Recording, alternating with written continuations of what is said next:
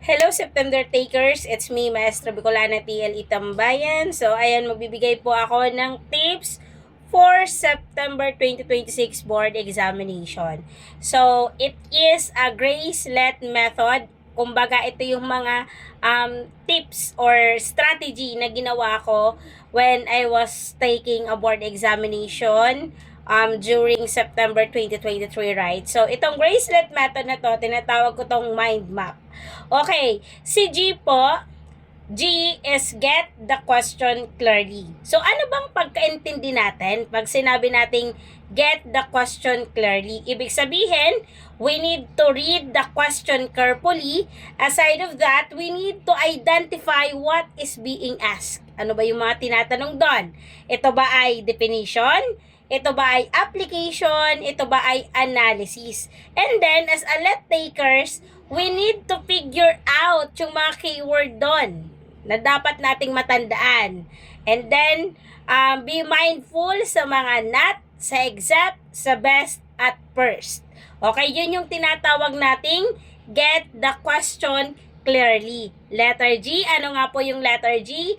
Get the question clearly. So, next is letter R. Ano naman si letter R? Letter R, it is recall relevant concept. Ano nga po si R? Recall the relevant concept. Ano naman ang ibig sabihin ng recall the relevant concept? Ibig sabihin, we need to think about the lesson or theory related to the question. Ano nga po ulit? Think about the lesson or theory related to the question. So, we need to connect it to what you studied. For example, yung mga principles, yung mga laws, yung mga teaching strategies, and etc. na kailangan nating ma-recall. So, that's the recall relevant concept. Ano nga si letter G? Get the question clearly. R is recall the relevant concept. Okay. Next, proceed tayo sa letter A. Pag sinabi natin teacher na letter A, analyze the choices. Ano nga si letter A?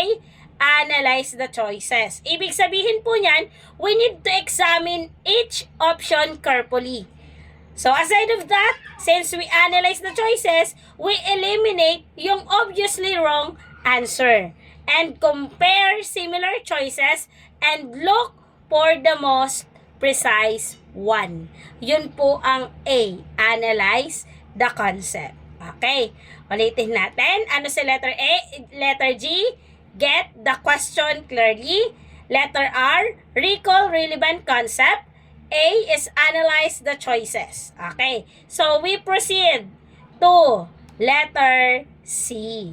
Okay, ano po ba si letter C, Ma'am Grace?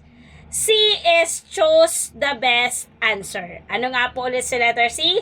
Choose the best answer. Ibig sabihin, we need to select the answer that is most correct, not just partially correct. Okay, hindi lang siya partially correct. Kasi po, in let, they have a many choices may seem right, but only one is the best. Kaya you need to choose the best answer. And last is letter E. E is evaluate your answer. Anong ibig sabihin ng evaluate your answer? You need to double check if your choice answer, yung sagot ba is tama. We need to sure kung may mga nakaligtaan ba tayo doon na blanco sa natin, Scranton sheet. Yun po ang sinasabi nating evaluate your answer. Okay, ulitin natin. Ano nga po yung Gracelet strategy? Okay, una is get the question clearly. R is recall the relevant concept. A is analyze the choices. C is choose the best answer. And letter E, evaluate your answer. So, that's the Gracelet method mind map.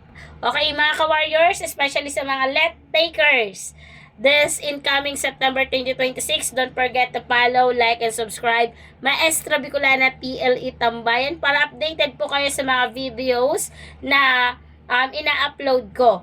Okay, so ngayon, pahinga muna kasi nung nakaraan, examination naman March 15. So ngayon po, if you are willing to enroll in Maestra Bicolana TLE Tambayan, don't hesitate to message me para updated po kayo sa mga inclusion na nakapaloob sa Maestra Bicolana TLE Let Review Online. Okay, so that's all teachers. Thank you so much and thank you for watching. Mabuhay!